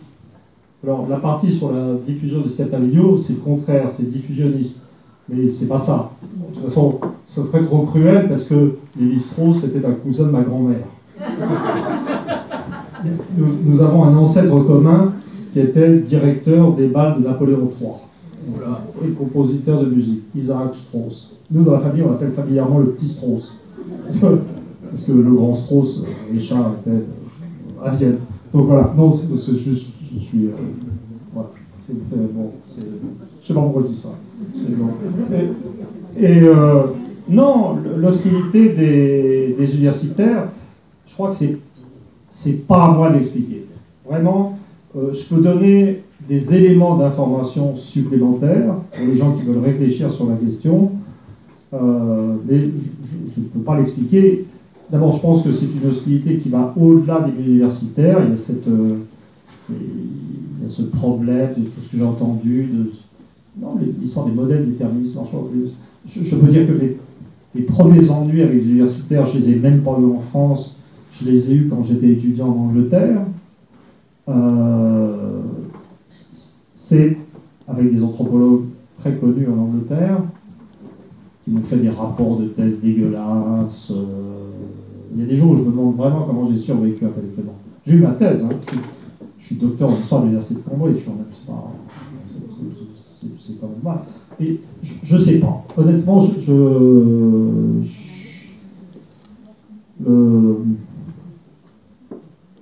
non, en fait, oui, je suis bavard d'habitude, mais c'est aussi, vous me demandez d'émettre une théorie sur l'échec de mon existence. C'est quand même dur pour un mec qui vient de passer à la retraite.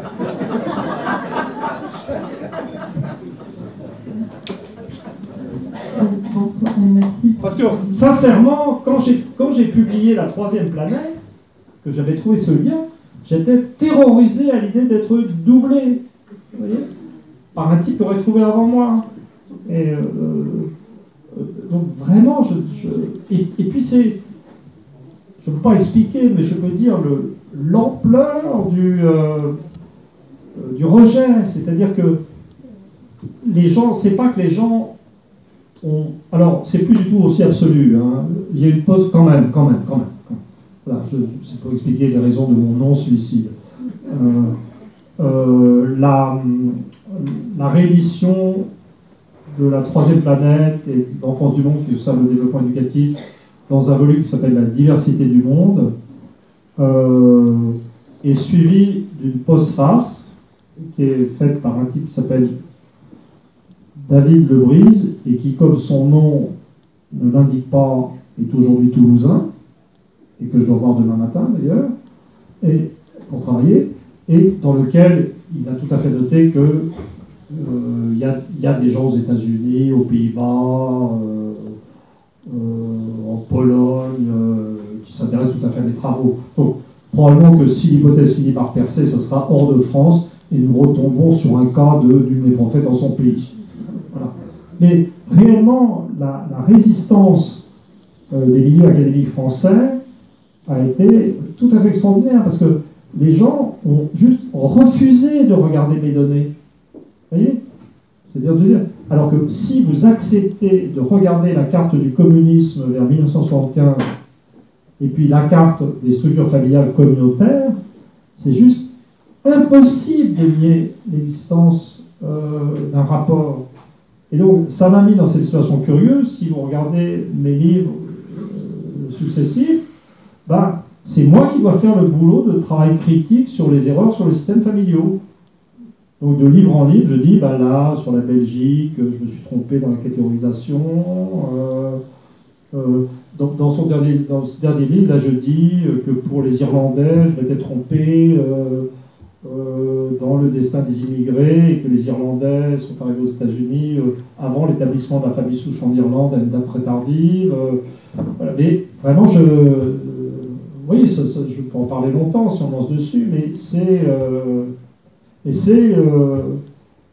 ça la connaissance humaine peut-être. C'est-à-dire, quand vous voyez l'histoire des sciences, c'est un mélange et évidemment plus dans les sciences humaines. On peut terminer, je peux terminer ça sur une sorte de banalité. C'est même au-delà du café du commerce, c'est que l'être humain, c'est l'animal qui est curieux et qui veut savoir, et c'est aussi l'animal qui ne veut pas savoir.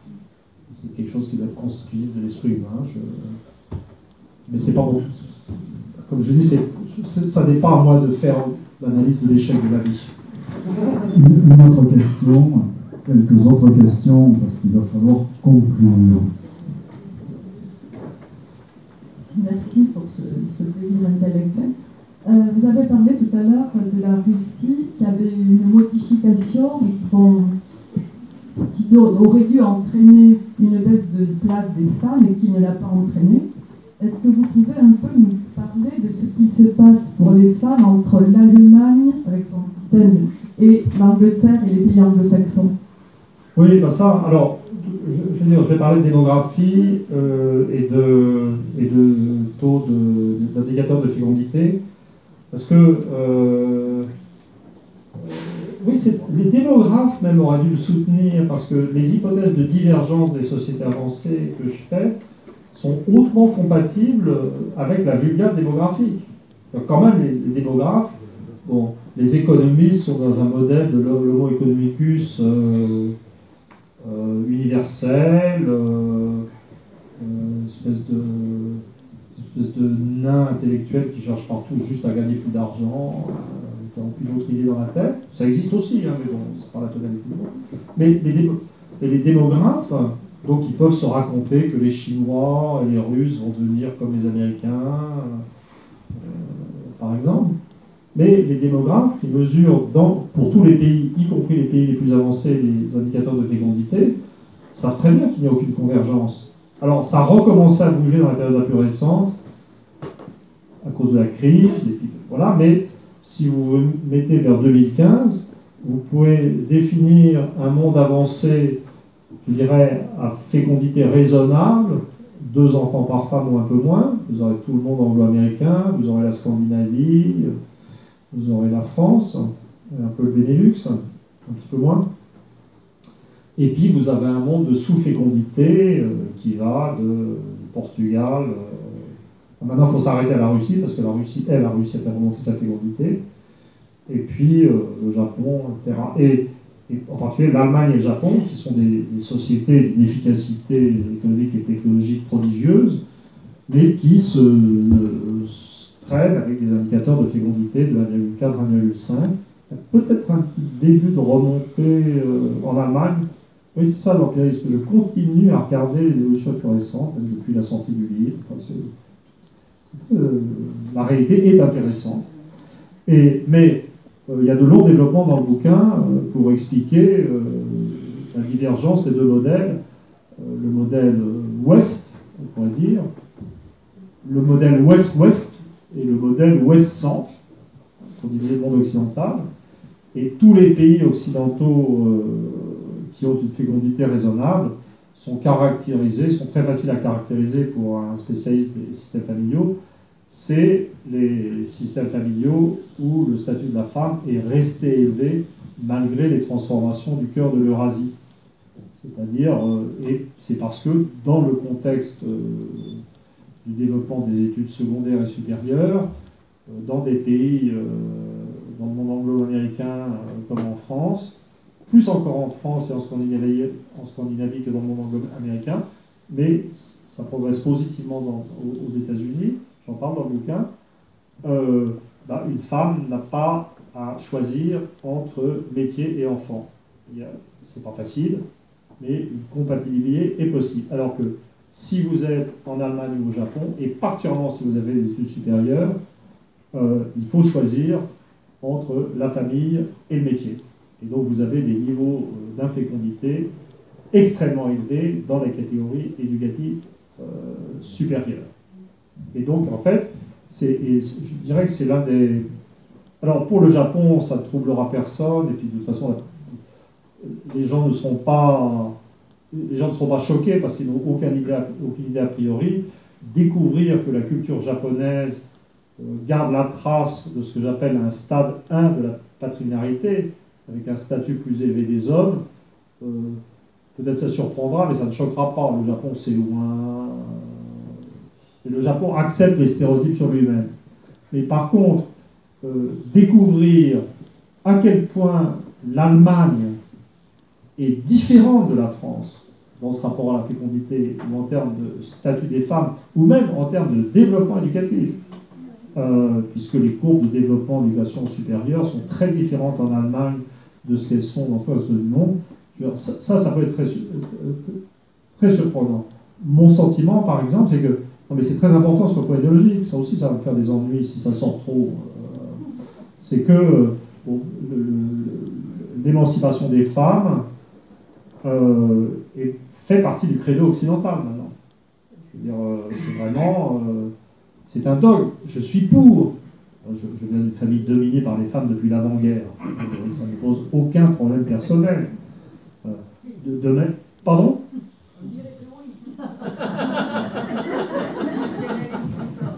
On demande des précisions. C'est la confusion habituelle entre les attitudes personnelles et les recherches. Je suis troublé parce que je remarque que... Mais donc on a l'idée d'une idéologie mondiale portée par l'ONU, par les ONG, qui serait universellement féministe en fait.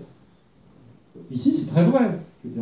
J'analyse dans le bouquin le fait que dans la plupart des sociétés occidentales, le niveau éducatif des femmes dépasse maintenant celui des hommes. C'est pour ça que je m'autorise à spéculer sur un possible matriarcat. Spéculer, hein, et pas du tout à la manière de Zemmour. Pas du tout avec une inquiétude personnelle sur ma virilité. Vous voyez ? Ça sera mon âge. Bon. Vous voyez, donc voilà. Mais en fait, il faut vraiment Toulouse me fait un effet déplorable. C'est vraiment...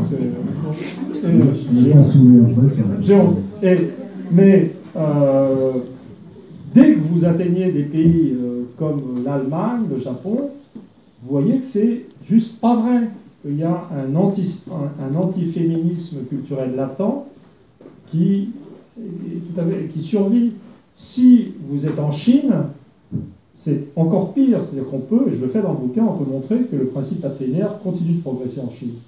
La phase communiste, avec une phase de grande émancipation des femmes. Le communisme, doctrine occidentale, était très féministe. Il y avait vraiment un engagement des régimes communistes dans l'émancipation des femmes, en Allemagne de l'Est, en Russie, partout, et en Corée du Nord ou en Chine, qui avait produit l'émancipation de la femme. L'effondrement du communisme a laissé réapparaître le trait antiféministe du système. C'est-à-dire que les gens privés du Parti communiste, de son idéologie, se sont repliés, et hors d'un régime de sécurité sociale, se sont repliés sur la famille traditionnelle, et ça a produit ce phénomène très étonnant.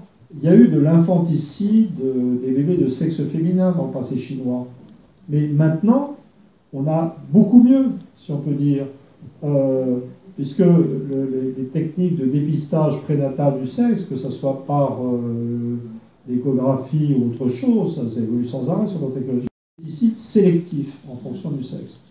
Et donc, ce que le démographe appelle le sexe ratio, c'est-à-dire la proportion de garçons par rapport aux filles. On calcule combien de garçons par rapport à 100 filles dans les pays. En Eurasie, le sexe ratio naturel, c'est 105-106. Net plus de garçons que de filles, plus fragiles, et dont la mortalité est dès le départ plus élevée. Oui, je tiens à militer sur l'idée d'une fragilité masculine intrinsèque. Encore un truc de démographe. Et simplement, dans des pays, dans un pays comme la Chine, le sexe ratio, dans la période de baisse de la fécondité, comme les gens pour avoir un garçon, quand vous avez plein d'enfants, il y en aura bien qui sera un garçon. Voyez, mais si vous avez 1,7 enfants par femme, il y a beaucoup de familles, c'est aléatoire, hein, qui n'auront pas de garçons. Et donc c'est pas juste la politique de l'enfant unique, c'est un mécanisme qui existe ailleurs. Mais en Inde en particulier. Et donc, vous pratiquez le féticide sélectif, et donc on a vu le taux, le sexe ratio monter, ça doit être 118, presque 120 en Chine. Et plus important encore, c'est-à-dire que quand vous êtes familier de la carte des systèmes internes des systèmes familiaux chinois, il n'est pas extrêmement divers, mais du côté de Shanghai, il y avait des traces de nucléarité. Sur toute la côte sud-est, le canton jusqu'à Shanghai, vous aviez en fait des traces de la famille souche qui avait précédé le système communautaire chinois, avec un statut des femmes plus élevé, une certaine transmission des héritages ou des biens par les femmes. Et bien, vous voyez que dans la phase la plus récente, le sexe ratio a monté de la même manière dans les régions traditionnelles féministes traditionnelles de la Chine. C'est-à-dire que la Chine est en train de s'unifier, de s'uniformiser sur une base plus patrilinéaire. Donc en fait, le principe patrilinéaire progresse. La même chose existe en Inde. Le Sud est plus féministe, mais on voit les sexes ratios anormaux qui historiquement sont très très élevés au Punjab. Ça diffuse même vers l'intérieur de la Chine du Sud, vers l'intérieur de Tamil Nadu. Vous voyez les systèmes matrilinéaires du Kerala qui s'inversent et qui deviennent patrilinéaires. Vous voyez, c'est quand même un instrument très puissant, l'anthropologie. Mais ça vous donne une vision du monde qui n'est pas la bonne si vous voulez faire carrière dans une organisation internationale. On est censé dire que le monde progresse vers l'émancipation des femmes. C'est juste pas ça qui se passe.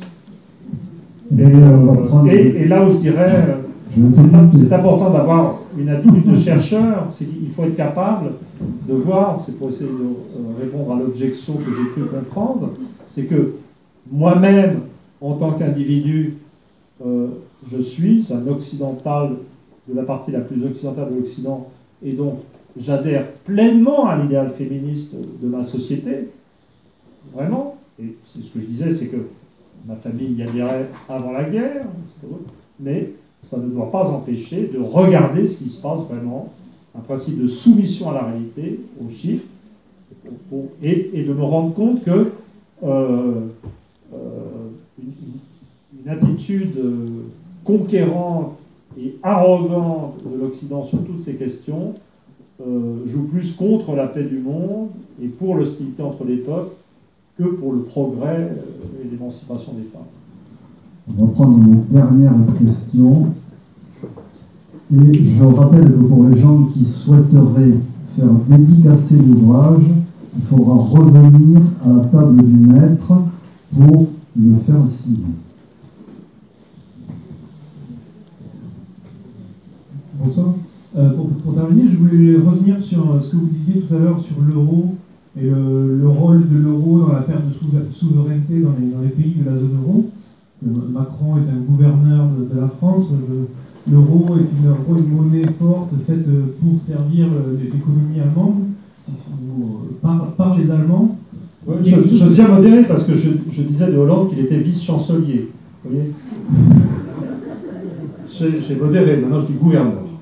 Il y a quelque chose que je ne comprends pas, c'est par quel mécanisme les Allemands maîtrisent l'euro ou dominent la politique monétaire de la zone euro, et pourquoi il n'y a pas une révolte de la France, de l'Italie, de l'Espagne contre cet euro fort. cette domination. Il y a deux raisons. C'est-à-dire que j'en ai parlé quand j'ai parlé de l'Europe, un monde post-démocratique, un monde normal. L'euro, ou l'organisation économique de la zone euro et de sa périphérie non-euro de l'Europe de l'Est, où les salaires sont très bas mais servent au système, c'est un monde fondamentalement qui, beaucoup plus encore que le monde anglo-saxon de l'époque ultralibérale, dont les anglo-américains sont vraiment en train de sortir, adhère à... C'est une monnaie de l'encouragement de l'inégalité. Et dans chacun des systèmes nationaux, vous avez des régions et des groupes sociaux qui ne souffrent pas de l'euro. Vous voyez, en l'absence d'une domination des valeurs égalitaires. Donc partout, la stratification éducative et l'affrontement élitisme-populisme, je veux dire, l'élitisme, c'est l'euro. L'euro, c'est la monnaie de l'élitisme, c'est la monnaie des éduqués supérieurs, en tout cas des générations d'éduqués supérieurs qui ont eu des revenus satisfaisants. Pour les jeunes, évidemment, ça a basculé, puisque dans certains pays, vous voyez. Et c'est aussi, je l'ai dit tout à l'heure déjà aussi, l'euro, c'est une monnaie qui convient sur le plan mental aux régions d'Europe, et pas seulement à l'Allemagne, qui ont des structures mentales héritées de systèmes familiaux et de systèmes religieux autoritaires et inégalitaires. Vous voyez, à la limite, j'ai fait une blague l'autre jour, puisque je pense que c'est vraiment important pour moi de montrer que je ne suis pas un idéologue et de montrer ce principe de soumission à la réalité empirique. Donc là, je vous fais une description des mécanismes mentaux qui rendent l'euro possible. Si je vais jusqu'au bout de la théorie, elle sera refusée en France, parce que il y a des régions périphériques qui ont une préférence pour l'euro. L'euro doit être pas si mal pour la région Rhône-Alpes, ou pour les classes moyennes de la région Rhône-Alpes, ou pour des poches de catholicisme zombie. Quant aux régions d'esprit universaliste du Nord, y compris dans les élites, elles sont prises dans une sorte de perversion de l'universalisme. Elles n'en finissent pas de se raconter qu'il n'y a aucune différence entre la France et l'Allemagne, entre les élites allemandes et les élites françaises, ce qui évidemment doit faire hurler de rire les gens à Berlin et dans les couloirs chez les employés de la banque de Francfort. Mais c'est un modèle neutre, et je suis prêt à parier que ce modèle sera utilisé avec intérêt par les lecteurs allemands. Parce que c'est un modèle dont on pourrait se servir pour dire non, il faut sortir. Les 2/3 de la France n'ont pas des structures souches, catholiques zombies.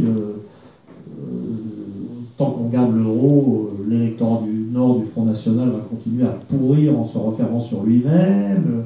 Les enfants d'immigrés ne trouveront pas de travail. Les milieux d'origine musulmane vont finir, contrairement à ce qui a été annoncé dans les années 90, à effectivement se refermer sur eux-mêmes. Les provinces vont se refermer sur elles-mêmes. Le système va se désintégrer. Mais on ne tiendra pas compte de ce que j'écris. Par contre, les Allemands, qui sont des gens intelligents et qui savent lire, diront « mais c'est très intéressant.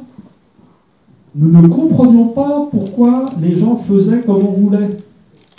Mais il y a partout en Europe des poches qui ressemblent un peu à l'Allemagne et qui sont des points d'appui pour notre vision des choses. Vous avez tout le nord de l'Espagne, en famille souche, catholique zombie. Vous avez ces provinces françaises, une bonne partie des Pays-Bas, de la Belgique. Vous voyez ? Quelle vision souriante de l'avenir. Bien, nous allons rester là. Remercier Emmanuel.